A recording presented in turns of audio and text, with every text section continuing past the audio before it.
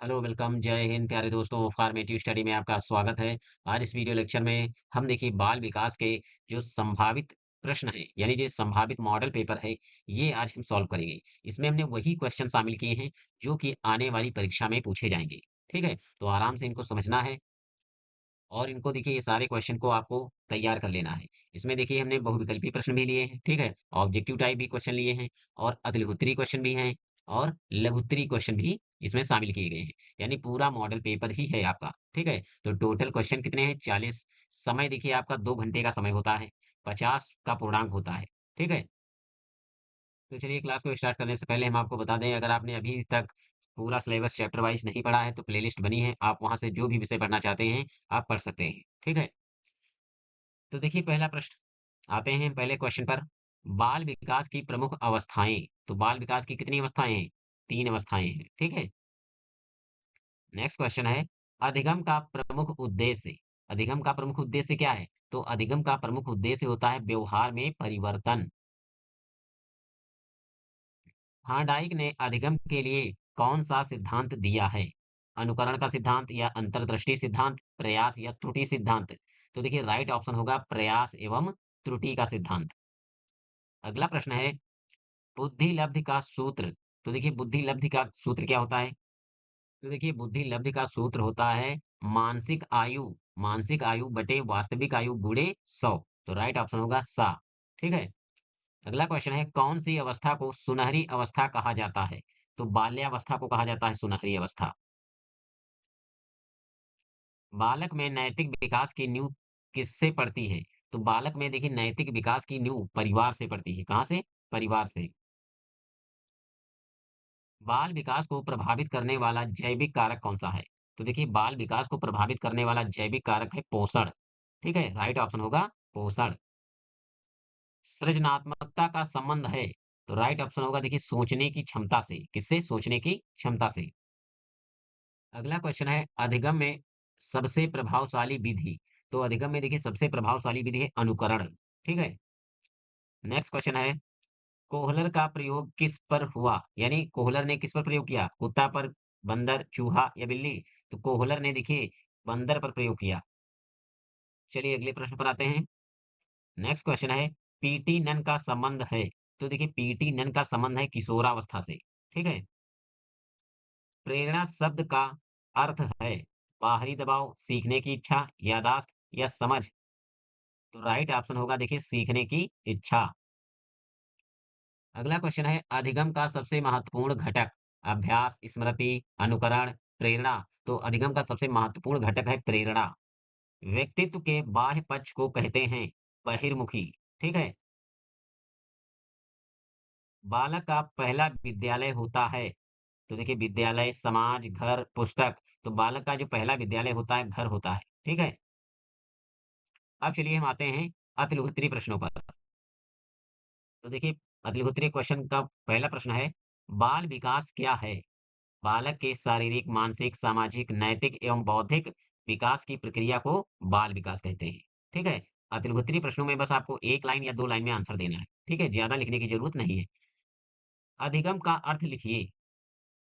तो देखिए अनुभव और अभ्यास द्वारा व्यवहार में आने वाला स्थायी परिवर्तन अधिगम कहलाता है। ठीक है। तीसरा क्वेश्चन है सृजनात्मकता क्या है? किसी नई और मौलिक चीज को उत्पन्न करने की क्षमता को सृजनात्मकता कहलाती है। ठीक है। प्रेरणा किसे कहते हैं? चौथा क्वेश्चन है प्रेरणा किसे कहते हैं? किसी कार्य को करने हेतु आंतरिक या बाह्य बल द्वारा उत्पन्न होने वाली क्रिया प्रेरणा कहलाती है। ठीक है। नेक्स्ट क्वेश्चन है बुद्धि लब्धि का सामान्य स्तर क्या होता है? तो बुद्धि लब्धि का जो सामान्य स्तर होता है 90 से 110 के बीच में। ठीक है। अनुकरण का क्या महत्व है? अनुकरण द्वारा बालक दूसरों के व्यवहार को देखकर सीखता है और उसे अपनाता है। क्वेश्चन नंबर 7 है देखिए बालक की प्रथम शिक्षक कौन होती है? तो देखिए बालक की प्रथम शिक्षक उसकी माता होती है। ठीक है। अगला क्वेश्चन है प्रयास एवं त्रुटि सिद्धांत किसका है? तो देखिए प्रयास एवं त्रुटि का सिद्धांत थॉर्नडाइक ने दिया था। किसने दिया था? थॉर्नडाइक ने। अंतर्दृष्टि अंतर्दृष्टि सिद्धांत किसने दिया? तो देखिए यह सिद्धांत कोहलर ने दिया था। देखिए जब हम ये सभी सिद्धांत पढ़ रहे थे थ्योरी, ठीक है? तो वहाँ हम सारी चीज़ें पढ़ चुके हैं। तो आप अगर आपने नहीं पढ़ा है देखिए तो प्लेलिस्ट बनी है आप वहाँ से पढ़ सकते हैं। क्योंकि जब तक देखिए आप थ्योरी अच्छे से नहीं पढ़ेंगे, तो देखिए आप सारे क्वेश्चन इतने अच्छे से हो सकता है वहाँ पर याद ना कर पाएँ। क्योंकि बहुत सारे देखिए टोटल 40 प्रश्न होते हैं। तो सारे क्वेश्चन ऐसा नहीं है कि सारे क्वेश्चन आप रट लेंगे, ठीक है? कुछ भूलेंगे भी। तो अगर आप थ्योरी पढ़े होंगे, तो देखिए आप उसका कुछ ना कुछ आंसर लिख ज़रूर देंगे। यानी आपका आंसर क्वेश्चन जो है छूटेगा नहीं, ठीक है? तो आप थ्योरी ज़रूर पढ़ लें। देखिए इसीलिए हम बार-बार बोलते हैं कि आप एक बार थ्योरी को ज़रूर पढ़ लें, क्योंकि तभी जाकर आपके सारे कॉन्सेप्ट क्लियर हो पाएँगे। तो चलिए अब आप अगला क्वेश्चन हम समझते हैं। वंशानुक्रम क्या है? माता-पिता से प्राप्त जैविक गुणों को वंशानुक्रम कहते हैं। ठीक है? क्वेश्चन नंबर 11, पर्यावरण का बाल विकास में क्या योगदान है? तो देखिए उत्तर समझिए। पर्यावरण बालक के अनुभव, सामाजिकता और व्यक्तित्व को आकार देता है। ठीक है? क्वेश्चन नंबर 12 है देखिए, किशोरावस्था की एक विशेषता बताइए या किशोरावस्था की एक विशेषता लिखिए। इस अवस्था में उत्तर समझिए, इस अवस्था में शारीरिक परिवर्तन तीव्र गति से होते हैं। ठीक है? बस एक विशेषता कह रहा है तो आपको एक ही लिखना है, ये नहीं कि 2-3 लिखते जा रहे हैं। सामाजिक विकास किस अवस्था में तीव्र होता है? तो देखिए, बाल्यावस्था में जो है सामाजिक विकास तीव्र गति से होता है। ठीक है? भावनात्मक विकास किससे प्रभावित होता है? तो देखिए उत्तर समझिए, यह पारिवारिक वातावरण और अनुभव से प्रभावित होता है। ठीक है?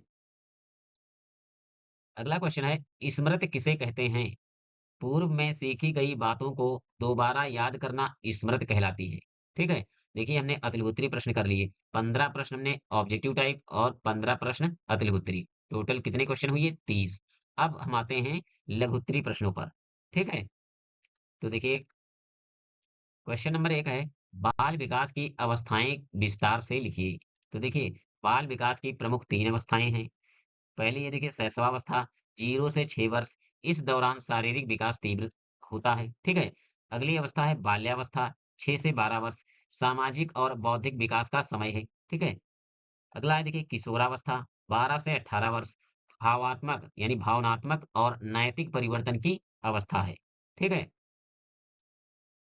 दूसरा प्रश्न है देखिए वंशानुक्रम व वातावरण का बाल विकास पर प्रभाव बताइए। तो देखिए उत्तर समझिए। वंशानुक्रम बालक को जैविक विशेषताएं देता है, जैसे बुद्धि, ऊंचाई आदि। ठीक है? यानी वंश के द्वारा हमें बुद्धि, हाइट, ठीक है? ये सारी चीजें मिलती हैं। वहीं वातावरण बालक के व्यवहार, भाषा, सोच और सामाजिकता को आकार देता है। ठीक है? वहीं जो वातावरण होता है, ठीक है? क्या होता है? वातावरण बालक के व्यवहार, भाषा, सोच और सामाजिकता को आकार देता है। दोनों का सम्मिलित प्रभाव संपूर्ण विकास करता है। ठीक है? अगला प्रश्न है, थार्डाइक का प्रयास और त्रुटि सिद्धांत समझाइए। तो देखिए उत्तर समझिए। थार्डाई के अनुसार बालक कई प्रयास करता है, गलतियां करता है और सीखता है। ठीक है? सही प्रयास को याद रखता है और गलतियों को छोड़ देता है। इसे सीखने की प्रकृति कहा गया है। इसे क्या कहा गया है? सीखने की प्रकृति। क्वेश्चन नंबर 4 है, अंतर्दृष्टि सिद्धांत क्या है? तो देखिए इसका उत्तर क्या है? यह सिद्धांत कोहलर ने दिया। किसने दिया? तो कोहलर ने दिया था इसको।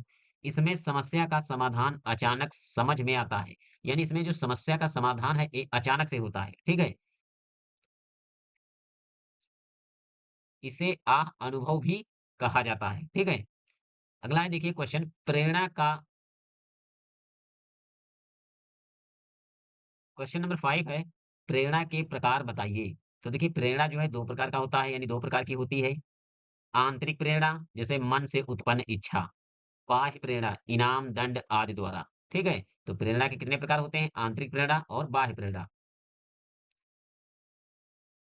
अगला प्रश्न है, बुद्धि लब्धि का महत्व समझाइए। तो देखिए आईक्यू का जो है इम्पोर्टेंस क्या होता है?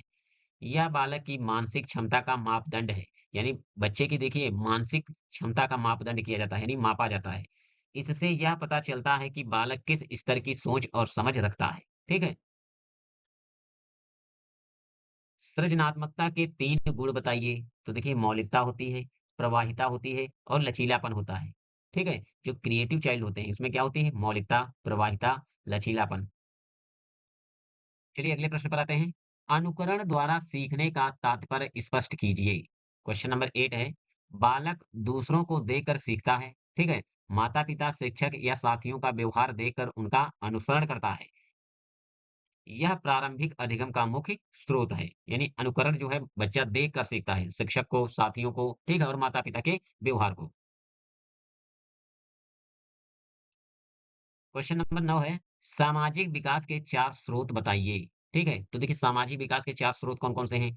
परिवार, विद्यालय, खेल-कूद और मित्र समूह। जिसमें देखिए सामाजिक बच्चे का जो है सामाजिक विकास होता है। अगला प्रश्न है, बाल विकास पर विद्यालय के प्रभाव लिखिए। तो देखिए बाल विकास पर विद्यालय का क्या प्रभाव पड़ता है?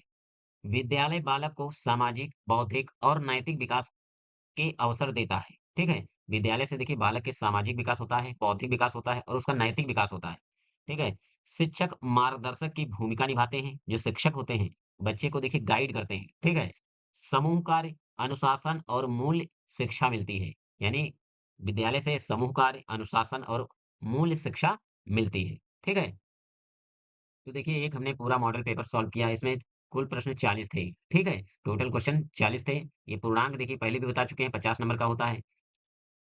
तो देखिए अगर आप इसी प्रकार प्लानिंग के साथ अगर थोड़ा भी स्ट्रैटेजी अच्छे से बनाकर आप पढ़ाई करेंगे, तो देखिए आपके शिक्षण अधिगम और बाल विकास सामाजिक अध्ययन में बहुत अच्छे मार्क्स आएँगे, ठीक है? अगर इसी हिसाब से आप हमारे हिसाब से अगर तैयारी करते रहें, तो ये सारी चीज़ें हम आपको बताते चलेंगे।